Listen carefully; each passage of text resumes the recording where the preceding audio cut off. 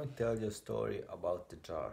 It's not an ordinary jar, it's a special jar. And the story goes like this. So there was one professor of philosophy that had students in class, and then one day he brought few items that were hidden below the table so the students couldn't see it. And he pulled up the jar and a bucket full of tennis balls. Then he poured the tennis balls into the jar and then asked the student if the jar is full. And the students all say yes.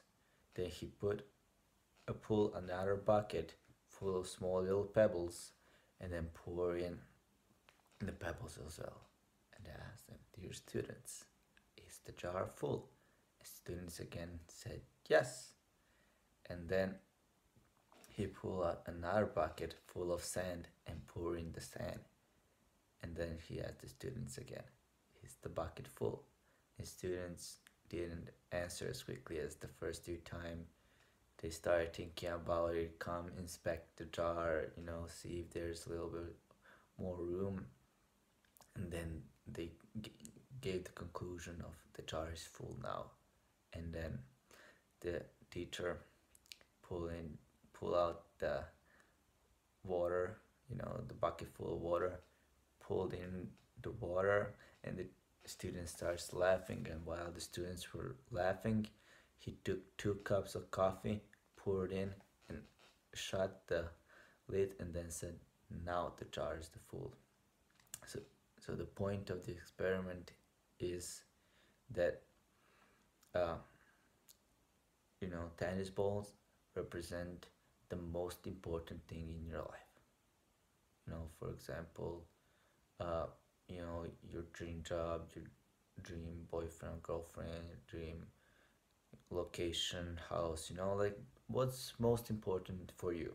And if you only accomplish those things and nothing else, your life is full, like the student said in the beginning. So what's your most important thing that's represented by the tennis balls? So the pebbles represent important but not life breaking. Like if you don't accomplish that, it's not a big of a deal, but you still want to accomplish them because it's important. That's like your school, driver's license, or whatever. And then the sand represent things that just here. Those are a task we accomplish, but they're not life changing. The water represent things that happen, good and bad, something that's out of our control. For example, if you watch a movie, that's water. It's not good, not bad, it's neutral, it's just water.